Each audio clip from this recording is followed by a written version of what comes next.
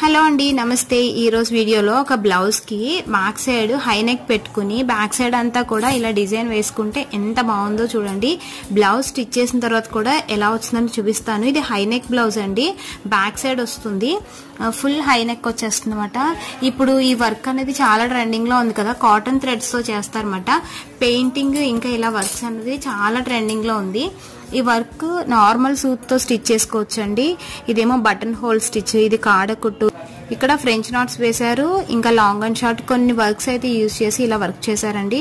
Finishing అయితే ఎంత బాగా వచ్చిందో, చాలా బాగుంది ఫినిషింగ్. సో కొంచెం పెద్ద పెద్ద ఫ్లవర్స్ యూజ్ చేశారు, అక్కడక్కడ చిన్న ఫ్లవర్స్ వేయడంతో మంచి లుక్ వచ్చింది. కలర్ కాంబినేషన్ కూడా చాలా బాగుందండి. ఇది బ్యాక్ సైడ్ వస్తుంది, అలాగే హ్యాండ్స్ కి సింపుల్ గా వేశారన్నమాట. సో ఇది వచ్చేసి హ్యాండ్ కి ఇలా ఉంటుంది అన్నమాట. థ్రెడ్ ఎక్కువ లైన్స్ వస్తాయి ఇందులో. ఎవరికైనా యూజ్ అయితే కనుక షేర్ చేయండి.